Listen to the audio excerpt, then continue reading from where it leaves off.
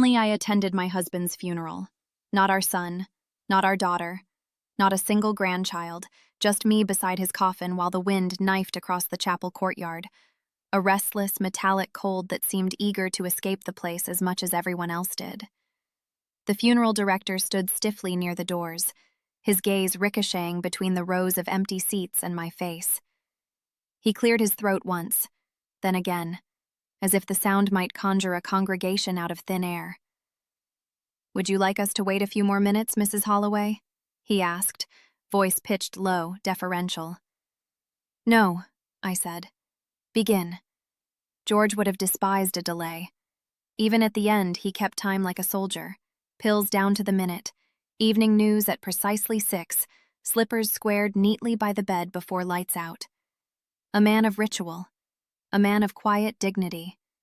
And now, a man laid to rest with no one there but his wife. I sat in the front row, 5 empty chairs flanking me like mute witnesses.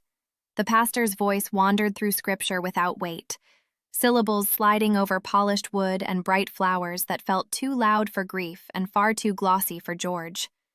He would have laughed, a soft rumble from his chest at the fuss, then looked around with that gentle frown and asked, "Where on earth are the kids? Where were they?" A text arrived that morning. Our son, Peter. Just one thin sentence. "Sorry, Mom. Something came up. Can't make it." No call, no reasoning. A door shut with no latch. I pictured him in a collared shirt somewhere far less solemn. At a desk, perhaps. Or more likely on a golf green, tapping numbers into a phone and promising deliverables to men who like their lunches salted with certainty. Celia didn't message at all. 2 days earlier, she'd left a voicemail breezy as April air. "Mom, I really can't cancel my nail appointment. You know how I get about rescheduling. Tell Dad I'll visit next week."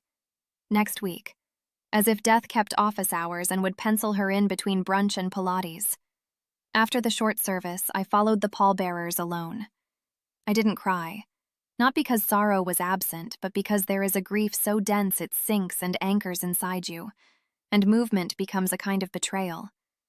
I had already been living at that depth for months. The cemetery slept under a bleak sky. An old groundskeeper stood a distance away, one hand draped over his spade, watchful the way men are around endings. The coffin dropped, the final prayers thinned to a whisper, and then the quiet settled. Dust touched wood.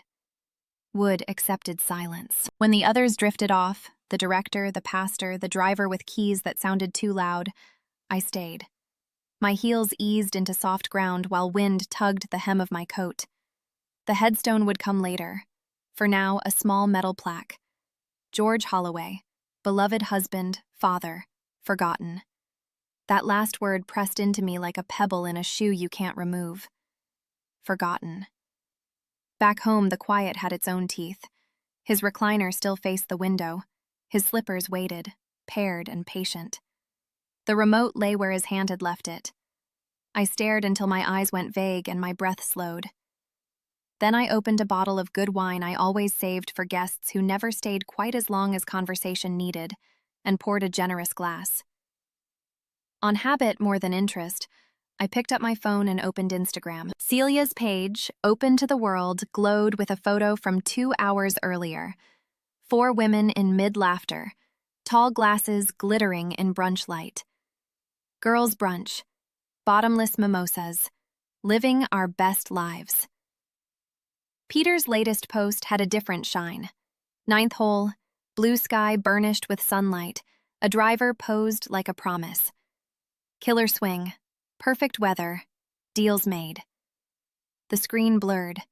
I set the phone down and lifted my gaze to the framed photo of our 40th anniversary. Me and George beside the rose bushes he'd planted with the slow care of a man who understands seasons. They had once flamed red. Now the canes were thorn and memory. Tomorrow, I thought, I'll call the lawyer. I'll do it quietly, with the same steadiness George carried through the world. If I was the only one who stood with him at the end, I would be the one to carry what remained. That evening, in the kitchen where George once turned the smallest things into a ceremony, an apple peeled to one satin ribbon, crescents fanned on a plate. His absence rang like a struck glass. He always gave me the piece that caught the most sun. The warmest slice, he called it, even in winter. The fruit bowl listed under two collapsing pears. Grief had already taught me the edges of solitude in the 2 weeks between his passing and the funeral, but tonight the silence sharpened. Celia's non-call throbbed like a tooth. Peter's line, "Something came up," sat on my phone, a stone with neither temperature nor texture. Shame, indifference, or that slow, casual cruelty you cannot name until it has emptied a room. I poured another glass of wine, not for courage but for clarity, and walked down the hall to the bedroom. The top drawer of George's desk opened with a sound that felt like a memory inhaling. Envelopes, spare keys, the stamp book he never finished, stamps arranged by countries he never saw. My hand reached behind the folders to the slim packet I kept tucked away, rubber-banded, square at the corners, labeled with a tidy hand, "Estate." Inside, copies of our wills, beneficiary notations, instructions for the house and the car and the accounts, the antique clock from his grandfather in Dublin that ticked like a story that wouldn't end. We had reviewed every line with Thomas 2 years earlier, counting costs and blessings with the same pencil. I sat on the edge of the bed and read. Peter, co-beneficiary on the main investment account, nearly $300,000 made from a lifetime of ordinary, disciplined choices. Both children named in the clause for the house. The lake cabin, unloved until property taxes came due, also slotted neatly in their future. My hands shook, not from age, not from fear, from a recognition that struck like thunder underwater. Betrayal has a pulse, and mine beat loud in my ears. I pulled a canvas storage bin from the closet and opened the family archive, photographs the shape of breathing. Birthdays clotted with candles, summers glancing off the lake, George holding a child in each arm as if they were made of silk and gravity. Me on the porch, mouth open in a laugh I could almost hear. Love does not always die in storms. Sometimes it fades like wallpaper under a sun you forget to fear. One day you wake up and cannot trace the pattern anymore.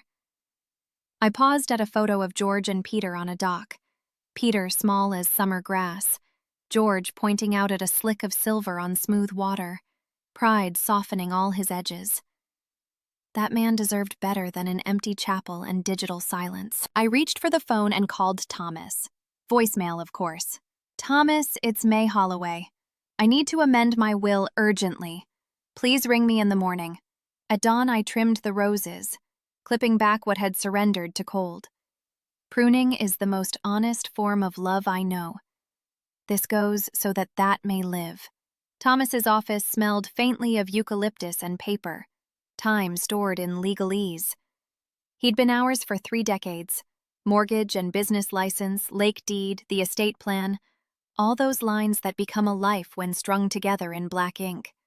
He rose when I walked in. May, you're early. It couldn't wait, I said and sat. I got your message. He folded himself behind the desk. You'd like to revise the will? Yes. Remove Peter and Celia entirely. He didn't gasp or argue. He shifted, pen lifted, and chose his words the way you choose a careful road in rain. Are you sure? I looked him directly in the eye. I buried my husband alone. They didn't call. They didn't send flowers. They were busy. I set my palms on the table. They don't deserve a dime. He nodded, slow. We'll draft a comprehensive amendment. Remove them from all provisions? All, I said. The accounts, the house, the cabin. Understood. His pen began that calm, unhurried music on yellow paper.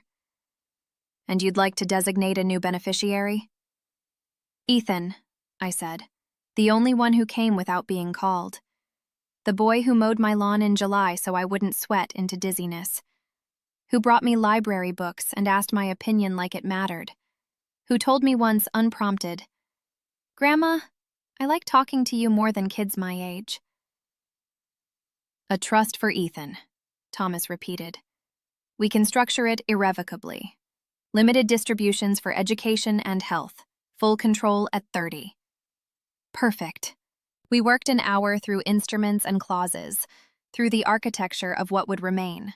Paper cannot fix absence, but it can stop the bleeding. When we finished, Thomas leaned back. Not many at your stage draw such clean lines. Most choose peace. I confused peace with appeasement for 80 years, I said. It buried me long before it buried George. He didn't ask again. Outside, the October light braided itself along the sidewalk, and for the first time in weeks I felt something lighter than relief. Not triumph, finality. A quiet door closed with 2 fingers. At home, the hallway cabinet murmured when I pulled open the drawers. George's block letters labeled each one: house, taxes, family. The last drawer, a smaller label in my hand. Mine. I laid folders across the kitchen table like cards in a game I had refused to play. Peter, education and business. Celia, home and lifestyle. Celia first. 2003, $15,000 for a small wedding dressed in chandeliers and string quartet. 2007, $7,800 to patch a roof before water found the baby's crib. 2011, $12,000 for Ethan's braces. 2013, $5,000 for a robotics camp that smelled like dreams and solder. Another $20,000 the year her husband was laid off, and every "thank you, Mom" whispered like I was both a miracle and a machine. Peter's folder bulged. $25,000 for a startup that collapsed before its first winter. A used car. A down payment. 3. A down payment. 3 rounds of tuition. Hospital bills, then insurance. Back taxes I paid without telling anyone because shame is heavier when it's public. Line after line. A ledger of a mother's particular economy. Perhaps I had always been their net. Perhaps I had wrapped myself around their falls too eagerly. They never once refused my help, but they had refused their father's goodbye. And that feels like a debt you cannot pay with numbers. I returned everything to its drawer except the envelope marked Ethan. Inside, a letter in graphite and hope. Grandma May, thank you for teaching me pancakes. You are very wise and funny. One day I will take care of you like you take care of me. He was 11 then. 19 now. Maybe he had forgotten. I had not. They tell you fairness is sameness, that love divided by 2 equals a correct result. But fairness, I suspect, is truer when it recognizes who stayed, who saw you as a person and not a purse. George used to say, "Legacy isn't what you leave, it's who you leave it to." For years I thought he meant money. He meant witnessing. The house felt smaller, not shrunken so much as clarified. I boxed 3 decades of handmade tokens and glittered mugs, not to toss, not yet, but to make space for something without apology. Love isn't in objects, it is in what people do when it's inconvenient. That night, I brewed George's tea, loose leaves in a real pot, a ritual I had neglected in favor of speed. Bergamot drifted up like a shy guest. Peace does not arrive like a parade. It trickles in and asks to sit for a minute. I let it. Just after noon the next day, the phone rang. Ethan, soft and unsure. His voice grown but still carrying the earnestness I recognized. Grandma? Hello, darling. I kept my tone even. I had been preparing to cancel the utilities at the lake cabin Peter liked to call an asset when taxes were due and a burden when chores arrived. I heard about Grandpa, he said. I'm sorry I didn't call sooner. The pause wasn't cowardice. It was grief figuring out how to speak. I didn't know he'd died until 2 days ago, he added quickly. Mom didn't tell me. She said he was sick, but not. His voice caught. He passed nearly 3 weeks ago, I said. I know, he whispered. I'm sorry. We held the quiet between us the way people hold breakable things. I want to come see you, he said, if that's okay. Of course, I said. Come. He arrived an hour later, taller, a little unshaven, smelling faintly of laundry detergent and semester stress. He hugged me first with caution, as if to ask permission, then fully, as if reminded how it feels to be welcomed without terms. We sat in the living room. I poured lemonade. He scanned the room like a person studying a map he used to know by heart. Grief redraws familiar places. I missed the funeral, he said. I'll never forgive myself. You didn't choose to miss it, I said. Did Mom really not come? He asked, eyes low. I nodded. He ran his thumb along the frayed rim of the coaster, thinking. She told me there was work, that it was handled. A bitter little smile. I should have known better. You're here, I said. That matters. He didn't look convinced. I stood and brought back a manila envelope, documents drafted but not yet signed at the bank. I handed them to him. He read a paragraph and looked up, color rising in his face. Grandma, what is this? My plan. This is the house, the cabin, the savings. Yes. Why me? His voice trembled. Why not Mom? Why not Uncle Peter? I could have told him 1,000 small, humiliating details, but truth need not be exhaustive to be whole. Because you came back without being called. He set the envelope down like it might bruise. I don't know what to say. You don't have to say anything, I said. Just remember who you are, and what love looks like when it's real. His eyes shone. He wiped them as he did at 8 when he still believed tears were proof of weakness. We let the quiet be our conversation for a while. The next morning, Celia arrived early, SUV grinding gravel with a kind of performative urgency. She entered without knocking, the way people do when they have confused access with intimacy. Mom, she called, dropping her oversized bag onto the hall table like a statement of claim. I've been trying to reach you. I've been busy, I said, folding a stack of laundry slowly, pairing socks like tasks that deserved ceremony. With what? She scoffed lightly and poured herself water. So, is it true? What exactly? Ethan says you're changing your will. I am. You and Peter will be excluded. A laugh snapped out of her, short, sharp. You can't be serious. After everything we've done, after everything you've done. You didn't come to your father's funeral, I said. No call, no flowers. I had an appointment. Yes, nails. And then brunch. I saw the photos. She didn't deny it. You sent me lists, I continued. Groceries, school fees, mortgage gaps. I paid them. Quietly. For years. That's what I did. That's what family does, she shot back, heat touching her voice. No, I said gently. That's what I did. I told her what her father taught her. Respect is counted in actions, not captions. She could not spare 2 hours to say the one goodbye we cannot reschedule. So you're just cutting us out? She said. Like that? Not like that, I answered. Like 20 years. You're punishing us. I'm freeing myself, I said. And I'm giving the rest to someone who shows up. She sniffed, angry and young. He's 19. He's a child. What does he know about responsibility? He knows how to arrive. The silence grew thick. She lifted her bag and adjusted her sunglasses like armor. I hope this makes you feel powerful. It makes me feel peaceful, I said. Later, I found a note on the step. No envelope, the edges smudged. You don't understand balance. We tried. Maybe we failed. Cutting us out isn't the answer. I folded it and slid it into the drawer marked miscellaneous. It belonged with rubber bands and batteries, useful for a time, then forgotten. Peter came the next day. He knocked, waited, knocked again. I already knew he wouldn't come alone. Meredith stood behind him, polished, expensive scarf draped like a verdict. We sat in the front room.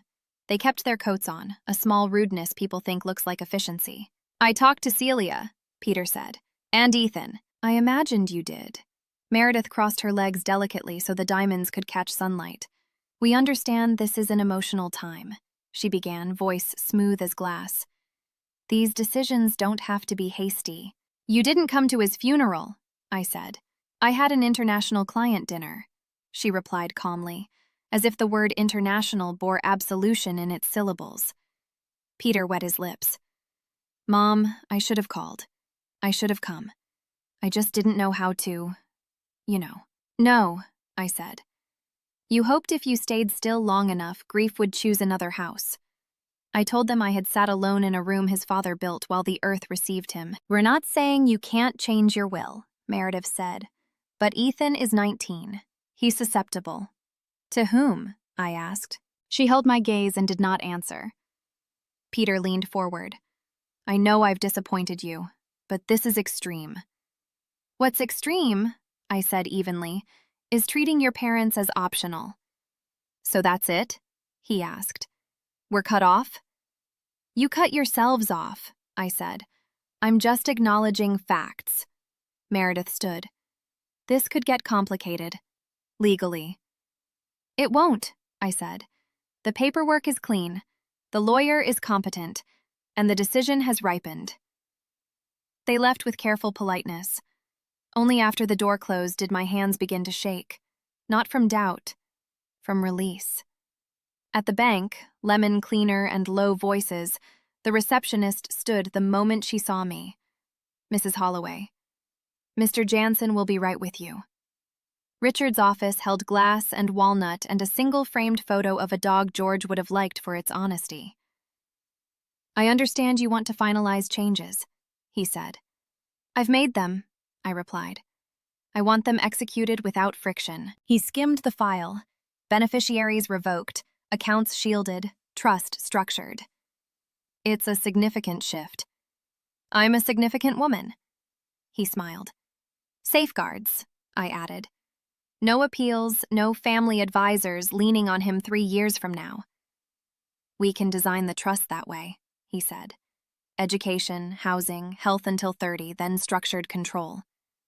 "No co-trustee," I said. "If he wants an advisor, he can hire one. The choices are his." "This won't be easy to undo," he said. "I have no intention of undoing it." We signed. My name, date, the neat loop of finality. Boundaries, like houses, are built to bear weather. "Forgive the question," he added gently. "But is this anger?" "No," I said. "Clarity." He nodded. "Rare." "Not rare," I said.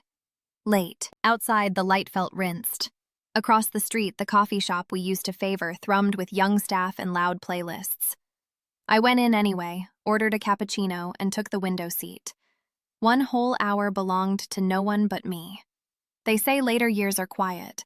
They forget to mention how loud peace can ring in your ears. At 5, Lorraine from 2 doors down appeared with a tin of lemon shortbread and the kind of neighborly nosiness that feels like friendship wearing sensible shoes. "I saw Peter's car yesterday," she said, stepping inside. "Flowers or excuses?" "Neither," I said. "A suit and his silence." We sat. Chamomile for her, sturdy black for me. I told her what I'd done and why. "About damn time," she said, then softened. "I watched you chase their approval like it was the last bus of the night. You babysat when you had doctor's appointments. You wrote checks while they posted beach photos. You smiled through forgotten birthdays." I kept thinking, one day she'll snap. "I didn't snap," I said. "I peeled what wasn't love away," she grinned. "Better phrased. We let the refrigerator hum fill the spaces our words didn't need." "Regrets?" she asked. "Only that I waited so long." She told me her niece wanted her to sell and move to a senior villa where laundry is done and boredom is shared. I told her I'd rather die among chipped mugs and my own silence than live where the air smells like bleach and somebody else's schedule. We laughed, the small, deep kind that feels like stitching. "You're not cruel, May," she said. "They'll call you cruel. They'll tell a version where you're the villain.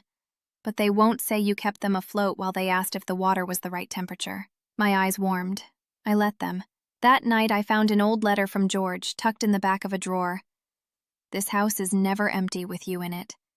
You are roof and floorboards and lock. When no one sees you, I do. I slid it back with a hand steadier than the afternoons. Quiet, yes. Empty, no. The next morning, I walked without errands attached. No prescriptions, no casseroles, no borrowed dishes. Just a walk to see what was still mine. The air had bite, but no malice.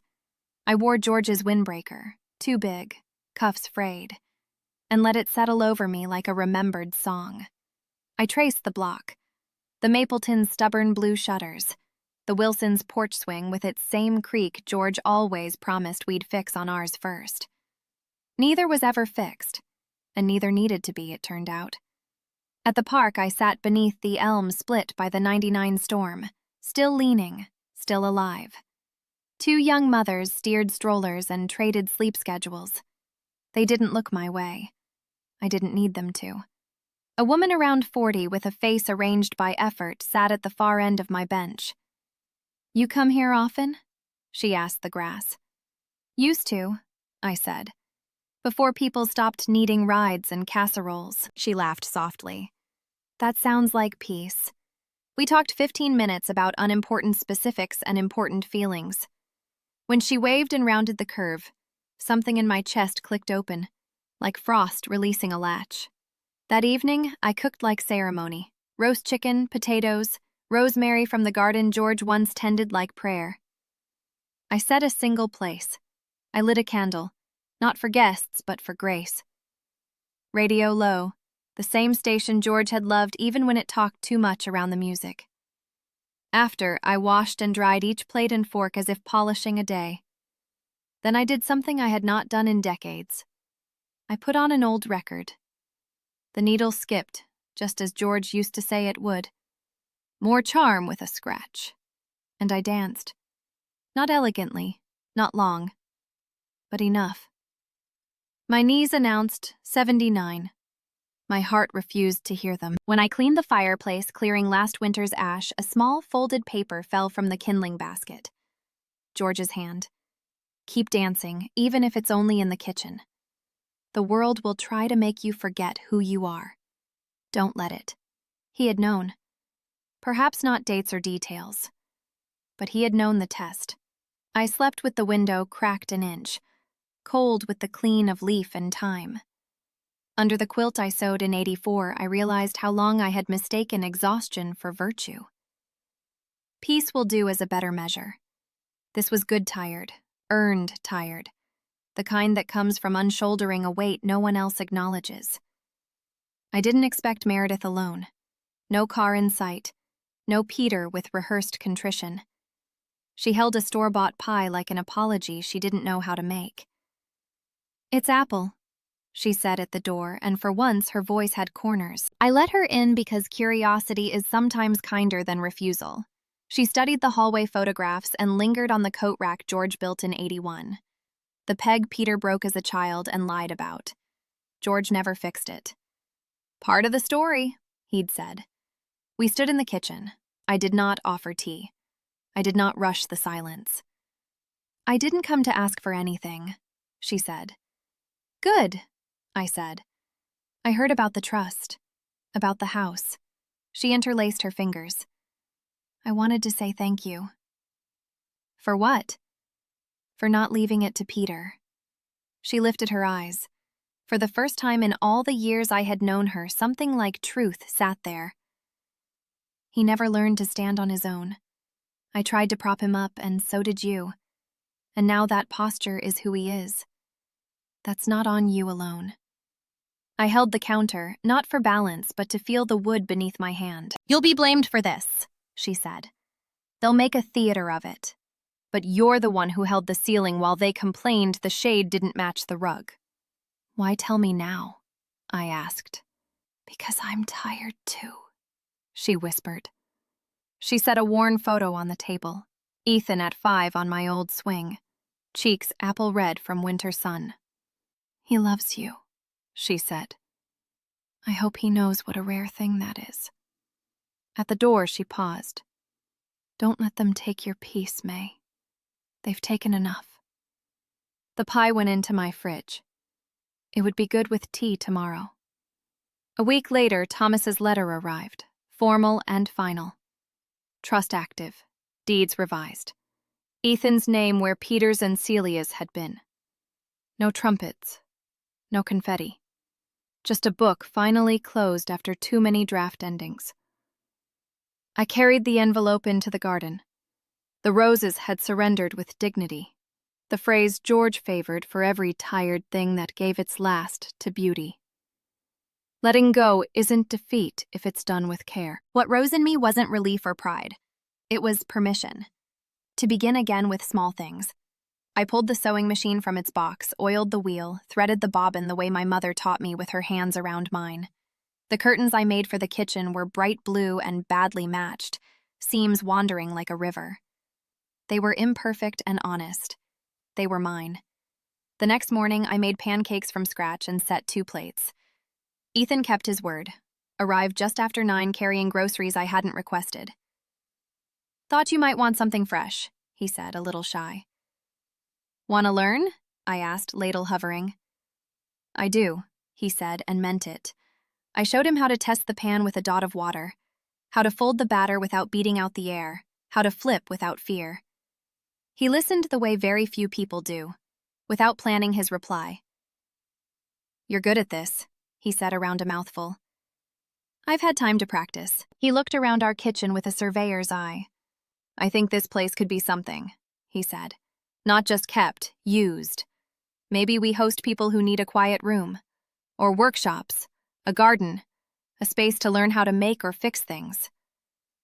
Hope slid into me without knocking. Not loud hope, not parade hope. The kind that plants itself and waits for spring. "Your grandfather would love that," I said. He smiled. "I'll start with the porch. Needs a real railing." "You'll want real tools," I said. "Not those plastic kits for dorm repairs." "Guess you'll have to teach me," he laughed. After he left, I washed dishes with the window open. The new curtains breathed with the day. Outside, the roses were canes and promise. The bench waited.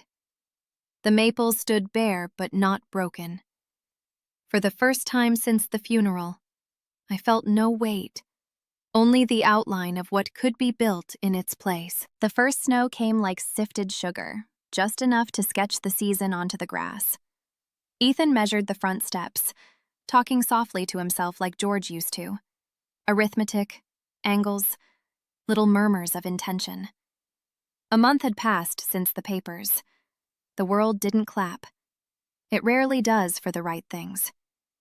But inside, something fundamental rebalanced. The old weight gone, new space cleared. Celia texted once, "I hope you're proud of what you've done." I didn't reply. Peter's silence was larger, like a room with the lights off that no longer waits for a switch. Let them tell their versions. Shame is a talented editor. I know the story. Truth doesn't need volume. It needs a spine. "Grandma?" Ethan called from the back door. "Come see." The new railing was straight and sturdy, stained to a quiet glow. The porch looked like someone loved it again. "Leans a little left," I said out of habit. He grinned. "So does everyone in this family." My laugh surprised me, full, bright, unguarded. "Next spring," he said, "we could plant more than roses. Herbs, tomatoes, something we can eat and share." "That sounds right," I said. He stood there not as a boy I used to tuck in, but as a man who had chosen to show up. That distinction is everything. Inside, he fixed the squeaky cabinet without being asked.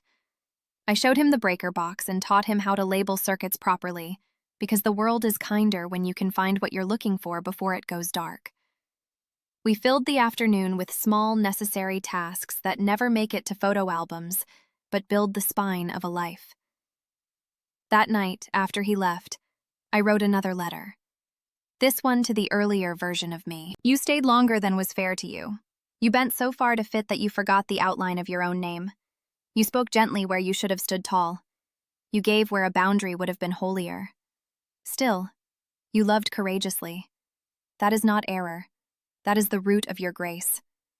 Now you are permitted to be whole, to dance in kitchens, to plant beauty without asking permission, to say no without apology and yes without fear. You are not cruel. You are not bitter. You are clear. And that, finally, is enough. I tucked it into the drawer where old photos used to live, not hiding it, just knowing where to find it when weather turns. Before sleep, I stepped outside. The stars were clean and sharp. The cold was honest. I looked up and said the thing aloud I had only thought. George would be proud. Not of signatures or bank balances, but of a choice that placed peace where performance used to sit. Not loud, not showy. Mine. And if you have read this far, if your house has a room that aches without making a sound, do not wait for peace as if it were a delivery. Choose it. Refuse to confuse love with obligation or duty with worth. If your rooms are crowded with noise but starved of listening, make a different kind of quiet, one where you are not required to vanish to feel safe. If this story struck a bell inside you, share it, or keep it close like a letter on a mantle. Either way, remember, it is never too late to return to yourself. Follow for more stories cut from real cloth. Leave a word if it echoed in you, or keep the silence. Both are enough.